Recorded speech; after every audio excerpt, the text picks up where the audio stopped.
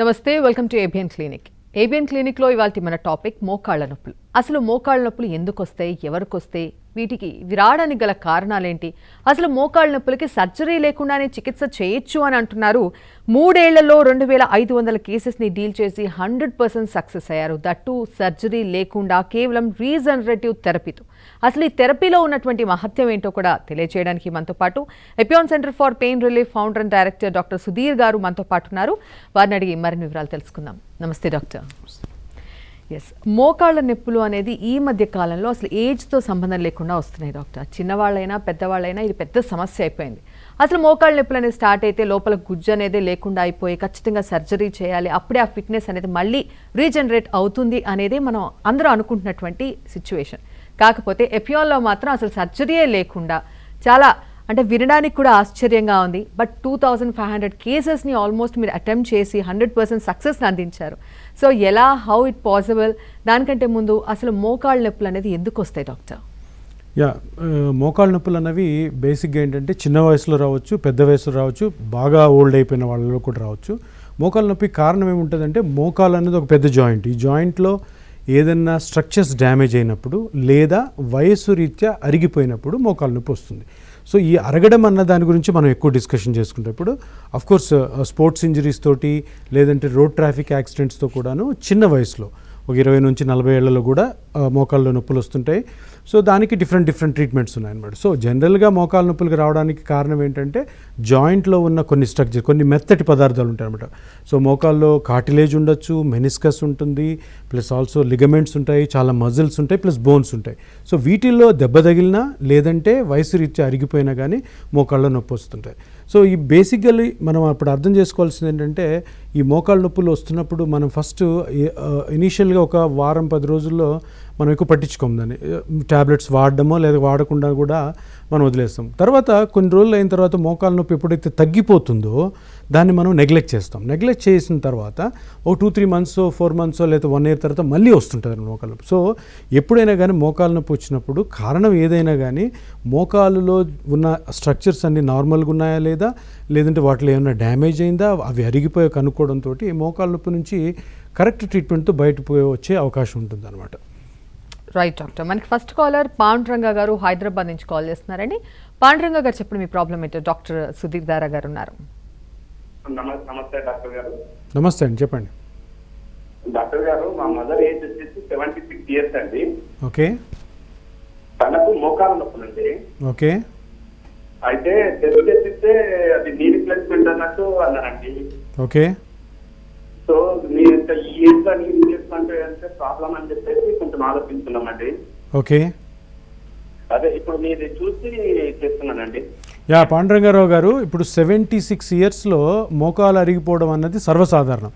ఇదేం డిసీజ్ కాదు. ఎందుకంటే ఆవిడ 76 years హెల్తీగా ఉన్నారంటే అది చాలా మంచిది. కాకపోతే ఏమవుతుందంటే 70 years దాటిన తర్వాత ఇప్పుడు 55 years నుంచే ప్రతి జాయింట్ కూడా అరిగే అవకాశం ఉందన్నమాట. సో మీ మదర్కి 76 yearsలో మోకాలు అరిగిపోవడం అన్నది ఇట్స్ అ నార్మల్ ఫినామినా, అదేం జబ్బు కాదన్నమాట. సో ఇప్పుడు ఈ న్యాచురల్గా ఆవిడికి అరిగిపోవడం వల్ల మోకాలు నొప్పి రావడానికి మనం పెద్ద సర్జరీస్కి వెళ్ళాల్సిన అవసరం లేదు. ఎందుకంటే 76 yearsలో ఆవిడ ఆ సర్జరీకి తట్టుకుంటారో లేదో కూడా తెలియదు. ఎందుకంటే మోకాలు సర్జరీ అనేది పెద్ద సర్జరీ, బోన్స్ రిమూవ్ చేసి స్టీల్తో రీప్లేస్ చేస్తారు. సో ఇటువంటి ఏజ్ గ్రూప్ అంటే 70 నుంచి 95 వరకు మేము ఇపియాన్లో చాలామంది పేషెంట్స్కి మోకాలు అరిగిపోయిన వాళ్ళకి సక్సెస్ఫుల్గా ట్రీట్ చేస్తాం. ఎందుకంటే 70 దాటిన తర్వాత సర్జరీ ఎప్పుడైనా కానీ కొంచెం రిస్కీ ఉంటుంది. వీళ్ళలో ఈ ట్రీట్మెంటు కంప్లీట్గా 100% సేఫ్. First safety important. ఎందుకంటే ఆ ఏజ్లో మనం మంచి చేయకపోయినా కానీ చెడు చేసామనుకోండి ఎటువంటి కాంప్లికేషన్ జరగచ్చు. సో ఈ ట్రీట్మెంట్లో ఏంటంటే ఆవిడ ఓన్ బ్లడ్తోనే మనము ఆవిడకి ఏ పార్ట్ అయితే మోకాళ్ళు అరిగిపోయిందో దాన్ని మళ్ళీ నార్మల్ స్టేజ్కి తీసుకొచ్చి ఆవిడ హ్యాపీగా ఉండేటట్టు మనం చేయొచ్చు. ఇది ఒక న్యాచురల్గా అరిగిపోయి డీజనరేషన్ వల్ల వచ్చేది కాబట్టి దాన్ని న్యాచురల్గానే క్లియర్ చేసి నార్మల్ చేసే ప్రక్రియ ఉంది ఎపియాన్లో. ఒకసారి విజిట్ చేయండి, మదర్ని తీసుకొని పర్ఫెక్ట్ ట్రీట్మెంట్ ఎలా చేస్తామో చెప్తాం. Right doctor. నెక్స్ట్ కాలర్ ఉన్నారు మనతో. చెప్పండి మీ ప్రాబ్లం ఏంటో చెప్పండి. డాక్టర్ గారు ఉన్నారు. హలో. చెప్పండి మీ ప్రాబ్లం ఏంటో. డాక్టర్ సుధీర్ గారు ఉన్నారు. అదేనమ్మా మోకాళ్ళ నొప్పులు. నేను హ్యాండిక్యాప్ ఉందమ్మా. చెప్పండి. హలో. చెప్పండి.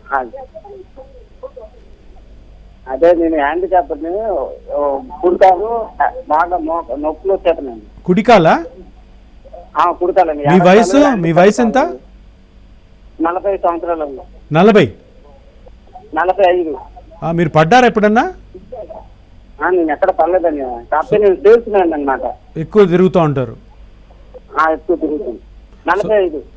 యా, ఇప్పుడు చూసినట్టయితే ఇప్పుడు ఇంతకుముందు పాండ్రగ గారి మదర్ ఏమో 76 ఇయర్స్. జనరల్గా మోకాలు అరిగిపోవడం అన్నది మనం ఇంతవరకు వింటున్నది ఏంటంటే 55-60 ఇయర్స్ తర్వాత వస్తున్నాడు. ఇప్పుడు ఈయనకి ఇది 45కి వచ్చేసింది. 45కి ఆయన సేల్స్మెన్గా వర్క్ చేస్తున్నారంటే చాలా ట్రావెల్ ఉంటుంటుంది. సో ఉండడం వల్ల ఏంటంటే చాలా ఎంగేజ్లో కూడా ఇప్పుడు అరిగిపోతున్నాయి. ఇప్పుడు మేము 35 ఇయర్స్ కూడాను ఏ విధమైనటువంటి డ్యామేజ్ కాకుండా, ఏ విధమైన ఇంజురీ కాకుండా, యాక్సిడెంట్స్ కాకుండా మోకాళ్ళు సాధారణంగా అంటే రొటీన్గా కూడా అరిగిపోయి సివియర్ పెయిన్ తోటి చాలామంది పేషెంట్స్ వస్తున్నారు. ఇప్పుడు మన కాలర్ కూడాను 45 ఇయర్స్లోనే కుడికాలు అంత అరిగిపోయిందంటే దీన్ని ఎర్లీ స్టేజ్ ఆస్టియోఆర్థరైటిస్ అంటాము. సో ఇక్కడ గమనించాల్సింది ఏంటంటే ఇప్పుడు మీ పెయిన్కి సర్జరీ ఆప్షనే ఉండదు. ఎందుకంటే చాలా చిన్న వయసు మీది.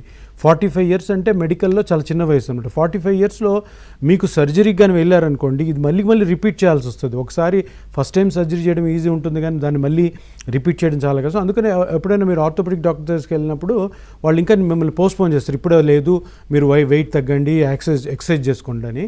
కాదు, అది అవసరం లేదండి. ఇప్పుడు మీరు కానీ ఈ రీజనరేటివ్ థెరపీ తీసుకుంటే, అంటే మీరు ఫస్ట్ ఒకసారి హాస్పిటల్కి వస్తే ఆ హాస్పిటల్లో మేము మిమ్మల్ని పూర్తిగా ఎగ్జామిన్ చేసి ఒక స్కాన్ చేసి అసలు ఏ పార్ట్ అరిగిపోవడం వల్ల మీకు నొప్పి వస్తుందో కనుక్కొని, అది కార్టిలేజ్ అవ్వచ్చు, మెనిస్కస్ అవ్వచ్చు, లిగమెంట్స్ అవ్వచ్చు, ఆ పార్ట్ని కనుక్కున్న తర్వాత మీ ఓన్ బ్లడ్తోనే దాన్ని మళ్ళీ రికవర్ చేయొచ్చు అనమాట. దాన్ని రికవర్ చేసి మీరు కంప్లీట్గా పెయిన్ లేకుండా మీ సేల్స్ మ్యాన్ జాబ్ ఏదైతే ఉందో హ్యాపీగా చేసుకోవచ్చు. ఒకసారి విజిట్ చేయండి, మీకు పూర్తిగా హెల్ప్ చేయగలుగుతాం.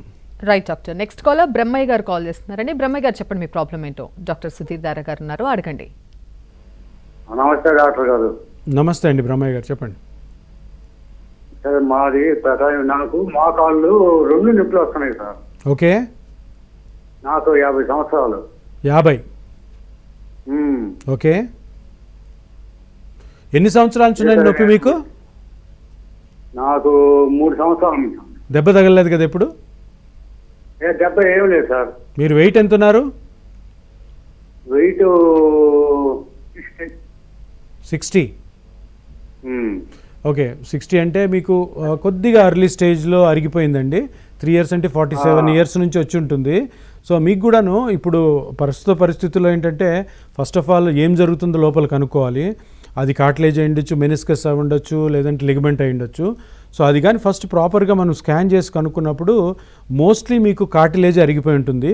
సో కార్టిలేజ్ అరిగిపోయింది కాబట్టి ఆ అరుగుదల ఎంత ఉంది, అది మోకాల్లో ఏ సైడ్లో ఉంది, అది మీ వయసులో ఎంత ఉండాలి, మీకు ఎంత ఉంది, దాన్ని ఎట్లా మళ్ళీ తిరిగి నార్మల్గా చేయాలి అన్నది ఒక స్కాన్ చేస్తే అర్థమవుతుంది. దాని తర్వాత మీకు చిన్న ట్రీట్మెంట్ ప్రోటోకాల్ ఇస్తాము. ఆపరేషన్ లేకుండా చిన్న ఇంజెక్షన్స్తో మీ ఓన్ బ్లడ్తోనే మీరు కంప్లీట్గా రికవర్ అయ్యి మీ పనులు చేసుకోవచ్చు అండి. Right doctor. నెక్స్ట్ వెంకటేష్ గారు కాల్ చేస్తున్నారండి. వెంకటేష్ గారు చెప్పండి మీ ప్రాబ్లం ఏంటో. డాక్టర్ గారు ఉన్నారు, అడగండి. చెప్పండి సార్. నమస్కారం సార్. నమస్తే వెంకటేష్ గారు, చెప్పండి. ఒక 10 మంత్స్ కింద యాక్సిడెంట్ అయింది సార్. 10 మంత్స్ క్రితం యాక్సిడెంట్ అయింది. ఓకే. యాక్సిడెంట్ అయ్యి పాదంలో కాలు ఇరిగింది. ఓకే. ఇప్పుడు మామూలుగా కాళ్ళు బెండ్ అయినాయి సార్. బెండ్ అయింది. ఓకే. మోకాళ్ళు బెండ్ అయినాయి సార్ యాక్సిడెంట్ లా. ఓకే. మోకాళ్ళ ఇప్పుడు నడిచిన కొద్ది చిటుకు అని సౌండ్ వచ్చుకుంటా. 2 కాళ్ళ ఒక కాళ్ళ? 2 కాళ్ళు వస్తున్నాయి సార్. మీకు యాక్సిడెంట్ రెండింటికి అయిందా? అంటే మామూలుగా బెండ్ అయినాయి సార్. ఒక కాలు ఇరిగి ఫ్రాక్చర్ అయింది. అంటే 2 కాళ్ళు ఇట్లా బెండ్ అయినాయి సార్, ఇట్లా క్రాస్ అయినాయి. మీ ఏజ్ ఎంత? 40 ఇయర్స్ సార్. 40 కదా. మీకు ఇప్పుడు రైట్ నో బెండ్ అయింది ఒకటి. పెయిన్ ఉందా మోకాల్లో? నడిచిన కొద్ది పెయిన్ వస్తుంది సార్. 2 కాళ్ళు వస్తున్నాయి. అదే మీకు ఏమైందంటే మీరు యాక్సిడెంట్ అవ్వడం వల్ల మీ లెగ్స్లో సిమెట్రీ పోయిందనమాట. అంటే ఈక్వల్గా లేవు లెగ్స్. సో యాక్సిడెంట్ అయ్యి ఫ్రాక్చర్ అయింది కాబట్టి దానికి ట్రీట్మెంట్ అయింది కాబట్టి. సో ఎప్పుడైతే ఈ ఈక్విలిబ్రియం పోతుందో మీ మోకాళ్ళు కూడా ఫాస్ట్గా అరిగిపోవడం స్టార్ట్ అవుతుంది అనమాట. సో అందుకని మీకు కటకట సౌండ్ రావడము ప్లస్ ఆల్సో నొప్పి రావడము. మీకు కూడా ఇప్పుడు ఆల్రెడీ ఒక యాక్సిడెంట్ అయింది, దానికి సర్జరీ అయింది కాబట్టి ఈ మోకాళ్ళ నొప్పికి మళ్ళీ ఆపరేషన్ కూడా ఈ వయసులో చేయరు. మీరు ఒకసారి కానీ మమ్మల్ని సంప్రదించినట్టయితే మీకు మళ్ళీ ప్రాపర్గా స్కాన్ చేసి దాని లోపల ఏం ప్రాబ్లం ఉందో కనుక్కోవాల్సి వస్తుంది. మోస్ట్లీ మీకు యాక్సిడెంట్ అవ్వడం వల్లనే ఆ సెకండరీ డీజనరేటివ్ చేంజెస్ స్టార్ట్ అయినాయి చిన్న వయసులోనే. సో వాటిని ప్రాపర్గా మనం స్కాన్ చేసి కనుక్కొని ఆపరేషన్ లేకుండా ఎట్లాగా మిమ్మల్ని మీ ఓన్ బ్లడ్తోనే మళ్ళీ రికవర్ చేసి కంప్లీట్గా నార్మల్ ఎట్లా చేయాలో చెప్తాము. ఒకసారి విజిట్ చేయండి వెంకటేష్ గారు. Right doctor. నెక్స్ట్ శ్రీనివాస్ గారు కాల్ చేస్తున్నారు. శ్రీనివాస్ గారు చెప్పండి మీ ప్రాబ్లం ఏంటో. డాక్టర్ సుధీర్ దారా గారు ఉన్నారు, అడగండి. శ్రీనివాస్ గారు. అండి లైన్ కట్ అయింది. రైట్, మనం ఇప్పుడు మాట్లాడుకున్న ఈ ప్రాసెస్ అంతా కూడా రీజనరేటివ్ థెరపీ అనేది ఎంతగా ఉపయోగపడుతుందో అర్థం అవుతుంది డాక్టర్. అసలు దీని కంప్లీట్ ప్రాసెస్ ఏంటి డాక్టర్, ఎలా చేస్తారు ఏంటి? సో ఇప్పుడు దీని గురించి తెలుసుకోవాలంటే కొంచెం హిస్టరీలోకి వెళ్ళాలన్నమాట. ఎప్పుడన్నా కానీ మోకాలు అరుగుదల కానీ, షోల్డర్ అరుగుదల కానీ, స్పైన్ కానీ, లేకపోతే యాంకిల్ కానీ, రిస్ట్ కానీ, ఇంతకుముందు పాతకాలంలో ఏం చేస్తుండే, ఒక 100 సంవత్సరాల క్రితము కట్లు కడుతుండేవాళ్ళు. సో ట్యాబ్లెట్స్ వాడేవాళ్ళు కాదు, ఏం లేదు, కట్లు కట్టడం, దాన్ని హీల్ చేయడం. తర్వాత ఏమైందంటే కొన్ని పెయిన్ కిల్లర్స్ వచ్చాయి. పెయిన్ కిల్లర్స్ తర్వాత కొత్త కాన్సెప్ట్ వచ్చేసి సర్జరీ. సో ఎక్కడైనా ఏదైనా ప్రాబ్లం ఉందనుకోండి, లోపలికి వెళ్ళి దాన్ని కుట్లనే వేయడము, లేదంటే కంప్లీట్గా రిమూవ్ చేసేసి కొత్తది పెట్టడం. సో ఈ సర్జరీ ఇది ఇప్పుడు వరకు నడిచింది అనమాట. ఇప్పుడు లేటెస్ట్ ట్రీట్మెంట్ ఏంటంటే చిన్నగా దెబ్బలు తగిలి న్యాచురల్గా ఏజ్ వైజు ఏవైతే అరిగిపోయిన వాటికి పెద్ద సర్జరీస్కి వెళ్లకుండా ఆ అరిగిపోయిన పార్ట్నే మళ్ళీ రీజనరేట్ చేసుకోవడం అన్నమాట. సో బేసికలీ ఈ వయసు అయిపోయి 50 ఏళ్ళు దాటిన వాళ్ళలో ఏదైతే అరిగిపోతుంటాయో, షోల్డర్ అవ్వచ్చు, మోకాలు అవ్వచ్చు, యాంకిల్ అవ్వచ్చు, ఆ లోపల అరిగిపోయిన పార్ట్స్, లిగమెంట్స్ అవ్వచ్చు, కార్టిలేజ్ అవ్వచ్చు, మజిల్స్ అవ్వచ్చు, వాటిని పేషెంట్ యొక్క ఓన్ బ్లడ్తోనే అవి న్యాచురల్గా అరిగిపోయాయి కాబట్టి, న్యాచురల్గా డీజనరేట్ అయ్యాయి కాబట్టి, వాటిని న్యాచురల్గా వాళ్ళ ఓన్ బ్లడ్తోనే రీజనరేషన్ చేసుకోవడం అనమాట. సో ఇక్కడ మనము కంప్లీట్ ప్రాసెస్ అంతా కూడాను పేషెంట్ యొక్క ఓన్ బ్లడ్తోనే జరుగుతుందన్నమాట. సో బయట నుంచి ఎటువంటి కెమికల్ లోపలికి వెళ్ళదు, ఎటువంటి ఇంప్లాంట్ లోపలికి వెళ్ళదు. పేషెంట్కి ట్రీట్మెంట్ మొత్తం కూడాను చిన్న ఇంజెక్షన్స్ ద్వారానే జరుగుతాయి. స్పెషలైజ్డ్ మెషిన్స్ ఉంటాయి మా దగ్గర.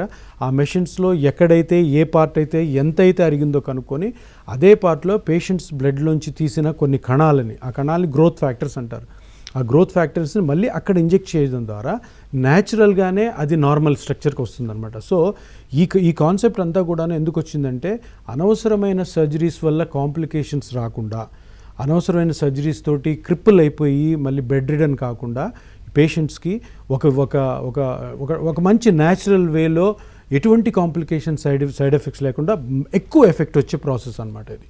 సో దీన్ని రీజనరేటివ్ థెరపీ అంటారు. ఇక్కడ సింపుల్, పేషెంట్ వచ్చిన తర్వాత పేషెంట్ని క్షుణ్ణంగా ఎగ్జామిన్ చేయడం. ఒక ప్యానెల్ ఆఫ్ డాక్టర్స్ ఉంటారు మా దగ్గర. ఈ ప్యానెల్ ఆఫ్ డాక్టర్స్ కలిసి ఆ పేషెంట్ యొక్క స్ట్రక్చర్ని చూసి క్లినికల్గా ఎగ్జామిన్ చేసి ఏ పార్ట్లో అయితే డ్యామేజ్ ఉంది అని వాళ్ళు ఊహిస్తారో దాని తర్వాత దాన్ని ఒక స్కానింగ్ రూపం ద్వారా, మీకు అక్కడ వీడియోలో కనపడుతున్నట్టు ఆ స్కానింగ్లో చూసి కరెక్ట్గా ఆ పార్ట్ని కనిపెట్టి, ఈ స్కానింగ్ కూడాను డైనమిక్ స్కానింగ్, అంటే పేషెంట్ మోకాలు అయితే మోకాల్ని మూవ్ చేస్తూ ఎక్కడైతే అరిగిపోయింది, ఎంత అరిగిపోయిందో కనుక్కొని దానికి ఒక ప్రోటోకాల్ తయారు చేసి దాని తర్వాత పేషెంట్కి పూర్తిగా వివరించడం జరుగుతుంది. అసలు మీకు ఈ ప్రాబ్లం ఇది ఉంది, దీనికి ఇది చేయాలి, ఇన్ని సిట్టింగ్స్ ఉంటాయి, ఎన్నిసార్లు మీరు రావాల్సి వస్తుంది. సో ఏది చేసినా కూడాను చిన్న ఇంజెక్షన్స్తోనే ప్రాపర్గా లోకల్ అనెస్థీషియా ఇచ్చి ఆ ఇంజెక్షన్ నొప్పి కూడా లేకుండా ఆ పేషెంట్ ఓన్ బ్లడ్నే తీసుకొని తర్వాత ప్రాసెస్ చేసిన తర్వాత ఆ కణాలను తీసుకెళ్ళిన తర్వాత పేషెంట్ లోపలికి తీసుకెళ్ళి డిఫరెంట్ స్పెషల్ మిషన్స్, ఆ మిషన్స్తో ఎక్కడైతే ఏ పార్ట్ అయితే అరిగిపోవడం వల్ల తనకి పెయిన్ వస్తుందో ఎగ్జాక్ట్ అక్కడికే చిన్న సూదితోటి ఆ బ్లడ్లో సెల్స్ని వదలడం ద్వారా మళ్ళీ రికవర్ అవుతాం. సో ఒక్కొక్క పేషెంట్కి ఒక విధమైన ప్రోటోకాల్ ఉంటుంది. కొందరికి 2 సిట్టింగ్స్ ఉంటాయి, కొందరికి 1 సిట్టింగ్ ఉంటుంది, బాగా అరిగిపోయిన వాళ్ళకి 3-4 సిట్టింగ్స్ కూడా ఉంటాయి. అవి పేషెంట్ బట్టి వాళ్ళకి ప్రాపర్గా ఎక్స్ప్లెయిన్ చేయడం జరుగుతుంది. Right doctor. మనకి నెక్స్ట్ కాలర్ బాలాజీ గారు కాల్ చేస్తున్నారండి. బాలాజీ గారు చెప్పండి మీ ప్రాబ్లం ఏంటో. డాక్టర్ సుధీర్ దారా గారు ఉన్నారు, అడగండి. బాలాజీ గారు. ఎస్, లైన్ కట్ అయిందండి. రైట్, ఇప్పుడు వాళ్ళకున్నటువంటి ప్రాబ్లంను బట్టి ఎన్ని సిట్టింగ్స్లో మనం ట్రీట్మెంట్ ఇవ్వగలం, ఇవన్నీ కూడా ముందుగానే మీరు అన్ని దాన్ని ఎగ్జామిన్ చేసి పెట్టుకుంటారు. సో ఆల్మోస్ట్ ఇవన్నీ ప్రాసెస్ జరగడానికి ఎన్ని డేస్ పడుతుంది? అంటే మోకాళ్ళకి సంబంధించినటువంటి ఏ ప్రాబ్లం వచ్చినా చాలా ఏళ్ళు పడుతుంది తగ్గాలంటే. సో ఇది చాలా పెద్ద రిస్క్తో సంబంధించినటువంటిది అని అనుకుంటూ ఉంటారు. So coming to the peon, ఇక్కడ ఉన్నటువంటి ఈ థెరపీలో ఎన్ని డేస్ పడుతుంది? ట్రీట్మెంట్కి అంత భయపడాలంటారా అసలు? అంటే ఇప్పటివరకు నేను ఎక్స్ప్లెయిన్ చేసిన దాంట్లో ఫస్ట్ విషయం ఏంటంటే సేఫ్. సో దీనివల్ల ఏ విధమైన సైడ్ ఎఫెక్ట్స్ ఉండవు. సో ఎటువంటి చింత ఉండదు. అంటే ఓన్లీ ఒక చిన్న ప్రాబ్లం ఏంటంటే చిన్న ఇంజెక్షన్ చేస్తాము, అది కూడా నొప్పి లేకుండా చేస్తాం. సో ఇంజెక్షన్ అనగానే ఎవరికైనా భయం ఉంటుంది, కానీ చాలా చిన్న దీన్ని మనం దేంతో కంపేర్ చేసుకుంటే పెద్ద పెద్ద సర్జరీస్తో కంపేర్ చేస్తే ఎటువంటి భయం ఉండాల్సిన అవసరం లేదు. ఆ ఇంజెక్షన్ చేసేది కూడాను లోకల్ అనస్థీషియా ఇచ్చి చేస్తాం కాబట్టి ఆ ఏరియా నంబ్ అవుతుంది, దాని తర్వాత నీడిల్ పెడతాం. సో మీరు అడిగినట్టు టైం ఫ్రేమ్ ఎలా ఉంటుందంటే యాక్చువల్గా లేటెస్ట్ గైడ్లైన్స్ ప్రకారము ఈ ఏదైతే రీజనరేటివ్ థెరపీ ఉంటుందో అది డిఫరెంట్ సిట్టింగ్స్లో ఉంటుంది. కాబట్టి ఇఫ్ ఇన్ కేస్ 2 సిట్టింగ్స్ ఉందనుకోండి ఒక పేషెంట్కి, సో 2 సార్లు మీరు ఇంజెక్షన్స్ తీసుకోవాల్సి వస్తే జనరల్గా గ్యాప్ 15 days ఉంటుంది. ఒకవేళ 4 ఇంజెక్షన్స్ తీసుకోవాల్సి వస్తుంటే ఒక్కొక్క ప్రొసీజర్కి మధ్యలో 15 days గ్యాప్ ఉంటుంది. తర్వాత అందరూ మమ్మల్ని పేషెంట్స్ అడిగేదంటే ఎన్ని రోజులకి మాకు రిజల్ట్ వస్తుంది, ఎన్ని రోజులకి మేము మళ్ళీ పెయిన్ తగ్గి ఉండగలంటే ఫస్ట్ సిట్టింగ్ నుంచి కూడా ఎప్పుడైతే మీరు ఇపియాన్కి వచ్చి ట్రీట్మెంట్ స్టార్ట్ చేసుకుంటారో ఫస్ట్ సిట్టింగ్ నుంచి కూడా మీకు నొప్పి తగ్గుతుంది.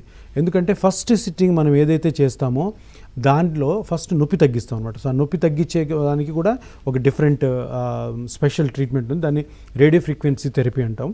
సో దాంతో అది ఫస్ట్ చేసినప్పుడు ఏమవుతుందంటే పెయిన్ తగ్గుతుంది. పెయిన్ తగ్గగానే మీరు కూడా హ్యాపీ ఫీల్ అవుతారు, ప్లస్ ఆల్సో ఎక్సర్సైజ్ స్టార్ట్ చేస్తారు. కానీ అది అంత ఇంపార్టెంట్ కాదు. Second, third, fourth in case 4 sittings అయితే ఆ సిట్టింగ్స్లో పేషెంట్ యొక్క బ్లడ్ తీసుకోబడుతుంది అనమాట. సో ఈ బ్లడ్ తీసుకొని ఆ కార్టిలేజ్ కానీ ఆ లిగమెంట్ కానీ ఏదైతే డ్యామేజ్ అయిందో దాన్ని మళ్ళీ నార్మల్ చేసి ప్రాసెస్ అనమాట. సో లాస్ట్ ఇంజెక్షన్ ఎప్పుడైతే మనం చేస్తాం ఒక పేషెంట్కి 2 ఇంజెక్షన్స్ అయితే సెకండ్ ఇంజెక్షన్ తర్వాత, 3 ఇంజెక్షన్స్ థర్డ్ ఇంజెక్షన్ తర్వాత, 4 ఇంజెక్షన్స్ అయితే 4th ఇంజెక్షన్ తర్వాత 3 months వెయిట్ చేస్తాం అనమాట. సో ఆ 3 monthsలో కూడాను ఈ గ్రోత్ ఫ్యాక్టర్స్ ఆ ఏరియాకి వెళ్ళి అవి డెవలప్ చేస్తాయి అనమాట. అక్కడ ఇప్పుడు కార్టిలేజ్ గుజ్జు అరిగిపోయినప్పుడు ఆ గుజ్జు ఎంత అరిగిపోయింది ఆ గుజ్జుని మళ్ళీ నార్మల్ చేయడం కోసం అట్లీస్ట్ 3 months పడుతుంది అనమాట. సో 3 months తర్వాత ఎంతైతే కార్టిలేజ్ కానీ లిగమెంట్ కానీ హీల్ అవుతాయో దాని తర్వాత దాన్ని మనము స్ట్రెంగ్తన్ చేసుకోవాలి, చిన్న చిన్న ఎక్సర్సైజ్ చేసుకుంటూ దాన్ని ప్రొటెక్ట్ చేసుకోవాలన్నమాట. సో ఇది ప్రాసెస్, ఇది లెంగ్త్ ఆఫ్ ద ట్రీట్మెంట్ అనమాట. Right doctor. నెక్స్ట్ ప్రభాకర్ గారు కాల్ చేస్తున్నారండి. ప్రభాకర్ గారు చెప్పండి మీ ప్రాబ్లం ఏంటో. డాక్టర్ గారు ఉన్నారు, అడగండి. టీవీ వాల్యూమ్ కొంచెం మ్యూట్ చేయండి, లేకపోతే లైన్ కట్ అయిపోతుంది. సార్ నమస్తే అండి. నమస్తే ప్రభాకర్ గారు. సార్ మరి మాకు బండి మీద పడ్డానండి. బండి మీద పడ్డానండి. బండి మీద నుంచి కింద పడ్డారు. ఓకే. అవునండి, స్లిప్ అయిపోయి పడ్డాను. ఓకే. ఎడంకాలు మోకాలు నొప్పి ఉందండి. ఎడం కాలు మోకాలు నొప్పి. అవునండి. ఓకే. మీ ఏజ్ ఎంత? ఎడంకాలు మోకాలు నొప్పి. మీ ఏజ్ ఎంత అండి? 52. 52. ఏజ్ 52. Okay okay. ఏదైనా టెస్ట్ చేయించారు ఇప్పటి వరకు? ఏం చేపించలేదండి. ఎన్ని రోజులైంది పడి? చేయించలేదండి, ఇంతవరకు ఏం చేయించలేదండి. ఎన్ని రోజులైంది కింద పడి? సార్ కొద్దిగా 3 నెలలు పైన వస్తుంది సార్. Okay okay. సో 3 నెలలు పడ్డారు మీరు, పెయిన్ వస్తుంది, మీ ఏజ్ 52. ఓకే. సో బేసికల్ ఏంటంటే అండి, మోకాల్లో ఏదో ఒక స్ట్రక్చర్ అయితే డ్యామేజ్ అయి ఉంటుంది, పెయిన్ వస్తుందంటే అది మెనిస్కస్ అయి ఉండొచ్చు, కార్టిలేజ్ అయి ఉండొచ్చు, లిగమెంట్స్ అయి ఉండొచ్చు, మజిల్ కూడా అయి ఉండొచ్చు. మీరు ఫస్ట్ ఆఫ్ ఆల్ ఇట్లా నెగ్లెక్ట్ చేయకూడదు.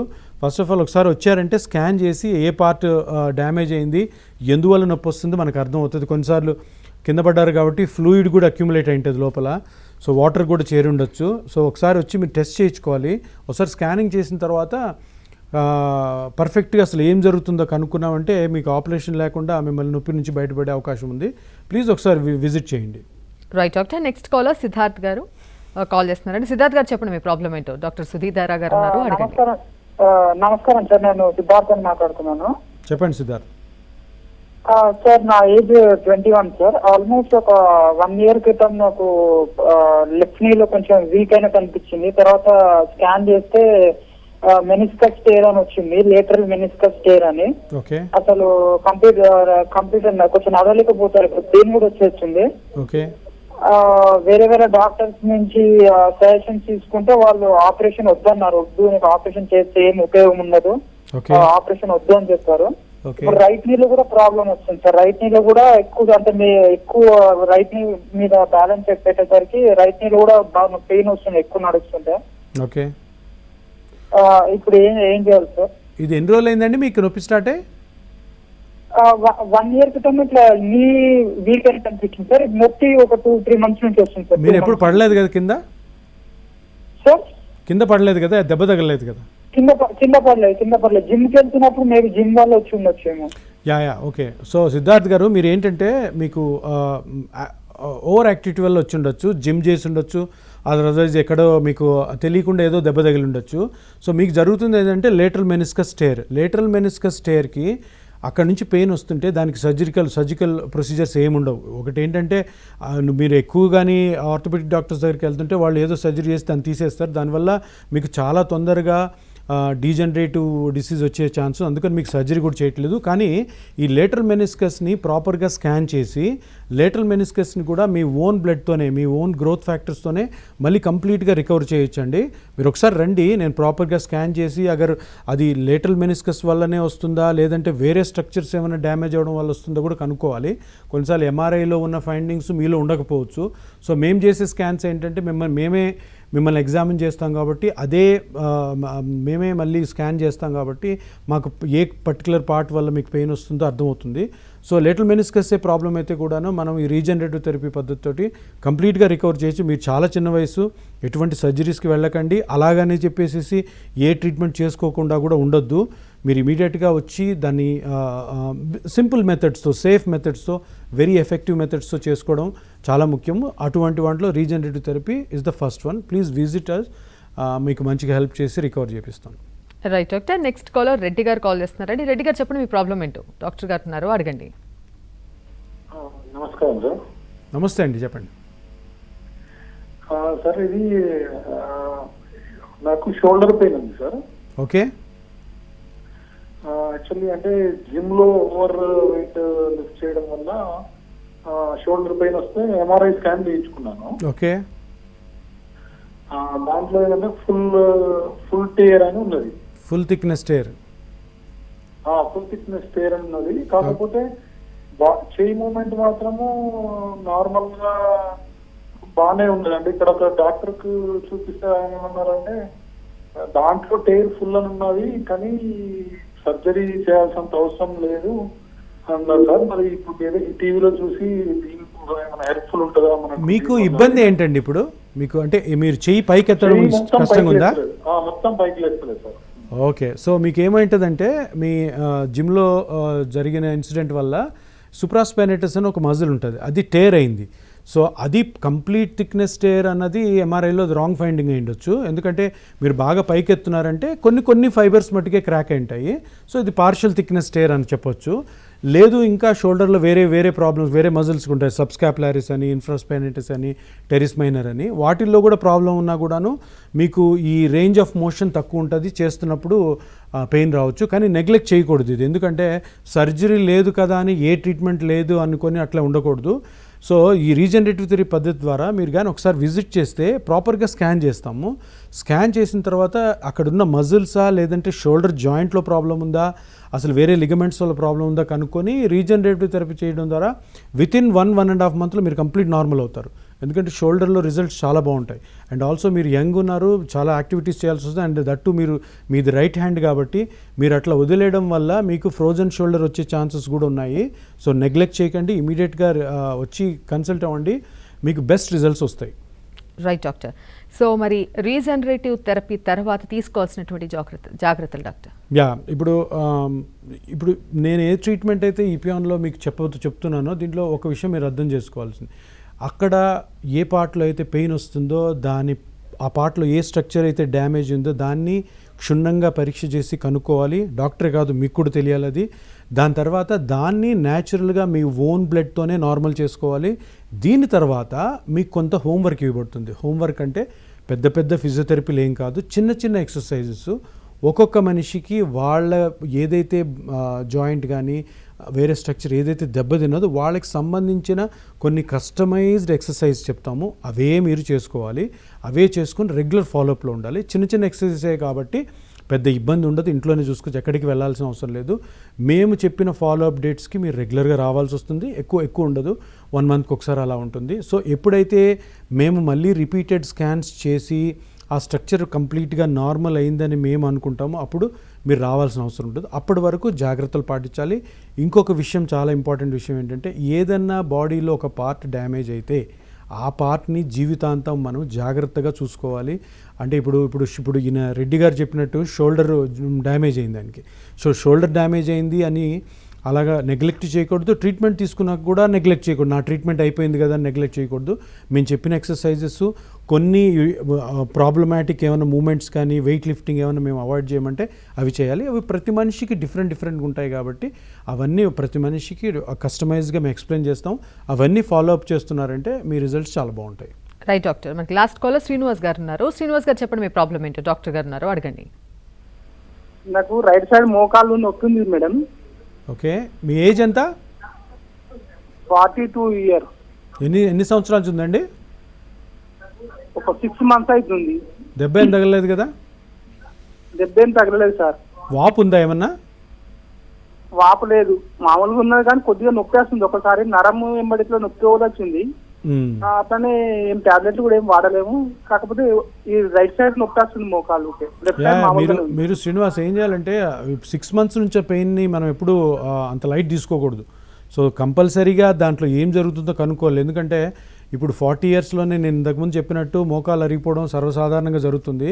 సో ఎప్పుడు నెగ్లెక్ట్ చేయండి. ఇది ఆ పెయిన్ ఏదో 10 days 15 days పెయిన్ అయితే మనము దాన్ని పట్టించుకోకపోయినా పర్లేదు. కానీ 6 months పెయిన్, మీరు ఏజ్ కూడా చిన్నదే, మీరు ఇప్పటి నుంచే దాన్ని నెగ్లెక్ట్ చేశారంటే అది ఫ్యూచర్లో పోయి మళ్ళీ అర్లీ స్టేజెస్లో మీరు మళ్ళీ ఆపరేషన్ చేసుకోవాల్సి వస్తుంది. ఒకసారి కన్సల్ట్ అవ్వండి, దాన్ని ప్రాపర్గా ఎవాల్యుయేట్ చేసి మీకు మంచి సలహా ఇస్తాం. Right doctor. మొత్తానికి మోకాళ్ళ నొప్పులతో బాధపడుతున్న వాళ్ళందరికీ కూడా ఎపియాన్ ద్వారా మంచి చక్కటి సొల్యూషన్ అందించారు కూడా. Thank you so much doctor. ఇది వాళ్ళ ABN clinic. Stay tuned to ABN Andhra Jyothi.